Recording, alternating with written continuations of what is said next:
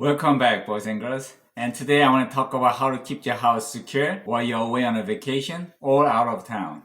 And on the next episode, I want to talk about how to keep yourself safe while you're traveling. First, let's talk about what you should do 1 week prior to traveling. You need to go online and stop all the delivery, like newspaper and hold mails, and also stop online shopping so you won't have any delivery after you left. I know we're gonna have a little problem with your wives here. I do too. Also do minimum grocery shopping and eat what you have in the refrigerator before you leave. And during the holiday season or vacation season, a lot of thieves will drive by the community looking for something unusual, such as having all the blinds closed, lights on 24 hours a day, pile of mails in the mailbox, pile of newspapers, and the delivery package is sitting in the front for days.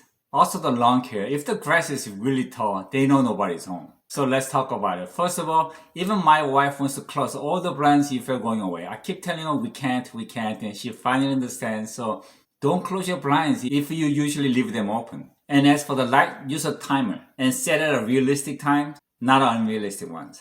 And ask your good neighbor to pick up any mails, delivery packages, newspapers, even though you already stopped them. In many cases, I've seen them still coming. Sometimes it takes a few days for them to stop the delivery. And if you have any delivery notice, let your neighbor know so they'll know when to go pick it up. And schedule ahead of time with your gardener so they could cut your grass on a regular basis. Or you could have a good neighbor come and cut the grass for you and you could do the same for them as well. That's what I do. Now, having a great relationship with your neighbor is great, not only to have them living next to you, but also when you're away. And you can always return the favor when they're away. Now, you should always share the phone numbers with your neighbors so if something happens, they have means to contact you. I also ask my neighbors to circle my house maybe once or twice a week, and I usually park my car outside the garage while I'm gone and ask my neighbor to move my car maybe every 2 or 3 days. So it looks like somebody's been using the car. And if you have trash service, you could also ask your neighbor to leave the trash can out and bring it back in when it's picked up. And also, even though you're not home, you want to set the thermostat at your house, especially during the summer, otherwise it's going to have mold in your house and it's going to get humid and nasty. And in the winter, you don't want to freeze your water pipe and burst it. I also recommend to have some safe or even a gun safe and leave all your valuables in the safe before you leave. Most thieves do not want to come inside the house and see a safe. They don't want to have 2-3 people dragging it out. That's too obvious. Oh, also leave all your guns in the safe and lock it up. Never leave your house key with a car key. I've seen so many people who go to get a car inspection, leave their house key with a car key. Come on, they have your address and they have your house key. All they have to do is make a copy and then wait for the right opportunity. I'm not saying they're the bad people. I'm just saying it's possible. I also leave extra house key and alarm remote hidden somewhere in the garage. And if something happened like power outage or whatever that's unusual, and if my neighbor contacts me, I could always give them the code to the garage door and the location of my alarm and the key so they could come in and make sure everything is okay. Especially after power outage, they want to check if all the refrigerator power is on. If that goes off, you're gonna come home to some stinky house. And you want to make sure you shut off the main water valve because if the pipe bursts, you are in for big trouble. Water damage in the basement can be most expensive. I have a friend who had a water damage in the basement, cost him $45,000. With the dry walls and everything was just messed up. Now the biggest problem is he didn't even claim under his home insurance because if there's a record of water damage in the house, guess what? Nobody wants to buy your house.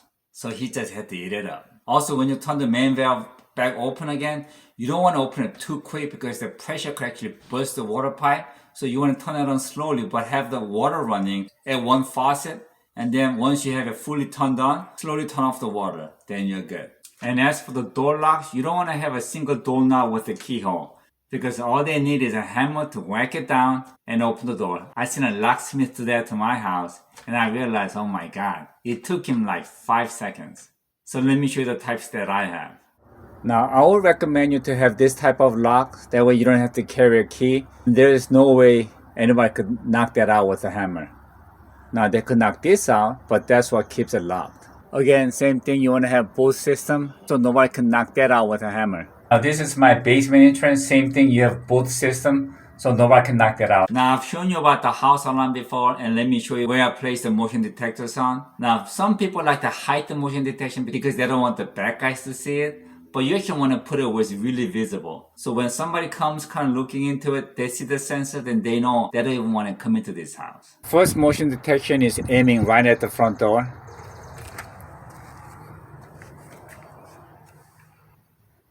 Right there. So if somebody looks into your house, they could see the sensor and they know this house is secured. And the second motion detection is looking right down the hallway to all bedrooms.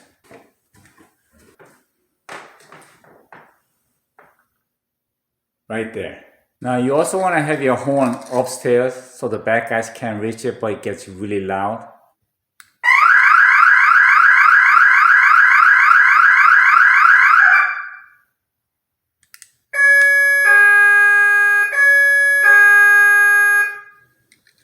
Now that's loud. You also want to have the sign that lets people know that this house has been protected.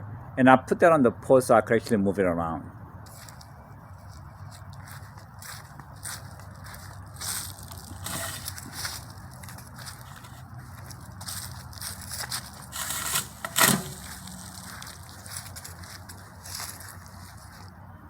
And if you move around maybe once or twice a month, they know this house has been maintained.